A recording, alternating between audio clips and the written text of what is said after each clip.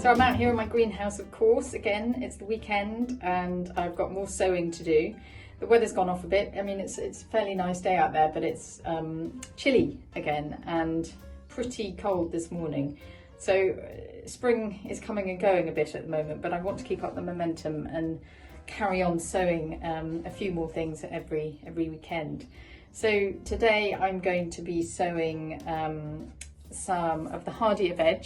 So things like chard and beetroot can be sown now, and I'm sowing them inside and we'll keep them in my greenhouse for a couple of weeks, 2 or 3 weeks, sowing them in modules and then planting them out in the garden when the soil's got a bit warmer.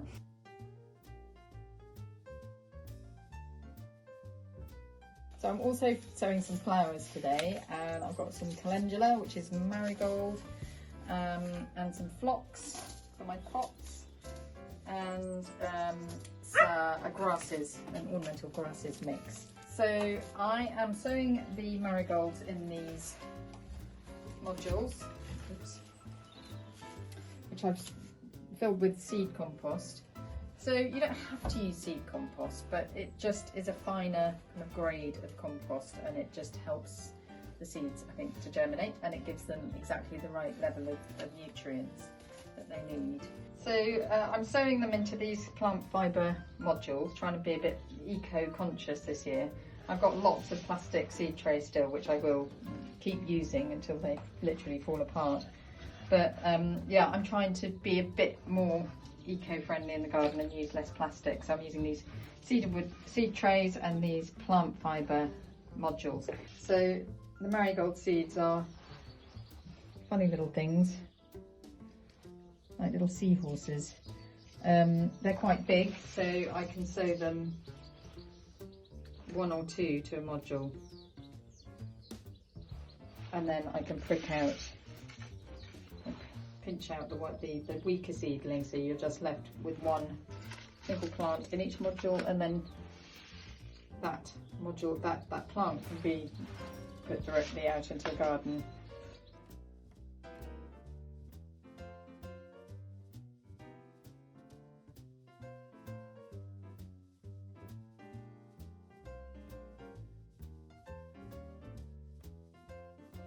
So then I'm just going to scatter a little bit of fine compost on top.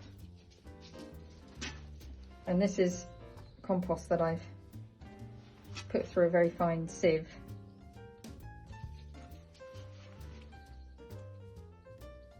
And then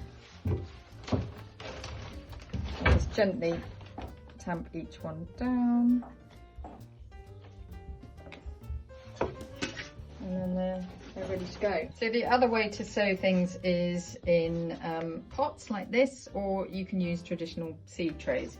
But actually, when you've got a big seed tray this size, it produces an enormous amount of seedlings, and you often don't want that amount. So I tend to sow in pots this size, or you can use these half-size seed trays, which again, it's just a better size than a huge seed tray.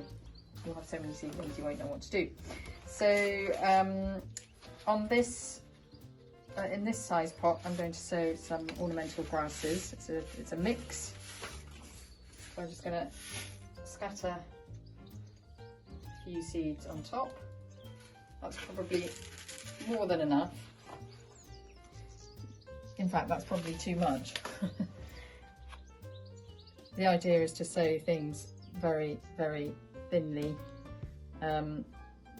If they're too close and they're too densely sown, then they will be competing for space and they won't grow very well.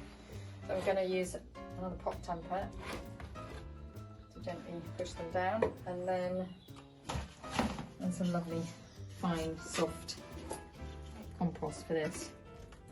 I'm just going to scatter that on top. You can put vermiculite on top. I haven't got any at the moment because I couldn't actually get any at the garden centre recently. So vermiculite is just a good surface topping for sowing seeds, because it's very, very light, and it's especially good for things that need light to germinate. So just gently push that down again. So these tampers are good because they neaten everything up, but they also evenly and firmly push the compost down, but not too firmly. So I made the mistake one year of pushing the compost down so firmly that all the air was basically pushed out and the seedlings just dwindled and died. So these are really good for just gently pushing down the soil and firming it all up so that the seeds can germinate.